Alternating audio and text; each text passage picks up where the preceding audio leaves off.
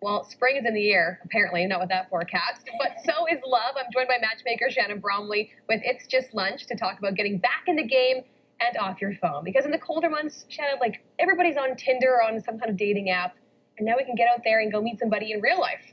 Absolutely. Weather really does play an impact on dating and relationships, and there's definitely seasons and patterns when it comes to dating. Let's be honest, in winter, nobody wants to go outside when it's cold. So instead, singles sit on the couch in their onesies, they're swiping left and right with their pint of Jerry's. It's so much easier than actually getting out into the real world. The issue, though, with the Tinder is it's designed as a way to connect with people that you wouldn't really meet, but then the goal is that you need to meet them. You need to get out there and meet face to face. That's the only way to know if there actually is that connection. So spring offers us the opportunity to bypass the whole pen pal phase and see if that connection is actually really there. How can you tell on Tinder, too? I mean, I assume you would just understand, like, if you have a chemistry or there's kind of a witty repartee going back that you want to take it to the next date. But is there some signs, like, should you give people a chance online that maybe you wouldn't normally, because maybe in real life it'll translate better? The thing with online is you don't know what people's intentions are, and a lot of people are using it as a distraction, which is where the frustration happens, because one person might be really excited and want to meet this person, and the other person's just like, meh, right? So I want an ego boost. Yeah, I'm bored, next. Right. So it's really, you should give people opportunities, but if you don't see action, move on. Okay.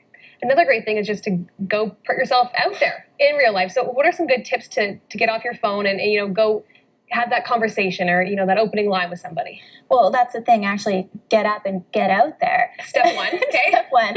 And, I think it's really important. Spring brings with it the opportunity to shake things up, because we are creatures of habit and we get used to doing things we've always done because we've always done them that way. And if nothing changes, guess what? Nothing changes. So my suggestion is stop trying to find a partner and instead focus on making human connections. That takes the pressure off of everybody, and you never know. One of those connections might move you forward into a partnership, or maybe that connection is the person that does introduce you to them. We also need to ditch the idea of having a type. Last time I was on the show, we talked about people having broken pickers. Yes. And I constantly see people pigeonholing themselves. They are trying to stick to a checklist that they've had since they've been 18 years old. And this is the reason why they're still single. So keep an open mind, be adventurous. And then always ask yourself, too, would I date me? It might sound a little harsh, but if you wouldn't date you, you can't expect anyone else to. So are you kind? Are you passionate? Are you interesting? Romantic love does begin with how we feel about ourselves and what we're putting out there. And putting out there, a big part of that is body language, too.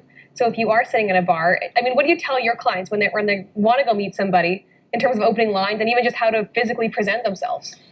You're right. Body language is a big thing. So don't sit there like this. You want to be open. You want to make yourself approachable. Smile. Smiling makes you seem very accessible. It's also very attractive. It puts out a very positive energy that you're a happy person.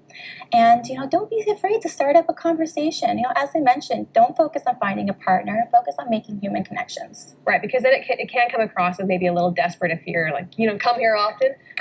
You can talk about the weather. Anything. Have you been here before? What's your favorite drink? Okay, so just keep it simple. Yeah, keep it simple. Just spark up a conversation. I would also think, too, frequenting the same places probably helps as well, because maybe you don't talk to that person the first time, but you go back and they're still there, and you always have this familiarity, even though you haven't spoken yet. Yeah, absolutely. And it's also about being authentic. If you're putting yourself out there, go to places and do things that you like to do, because you want to be meeting people that are like-minded. A year from now, you don't want to meet somebody at a place that you hated, and then you have to keep going back there. Right. You're like, actually, I don't love surfing. I'm freezing.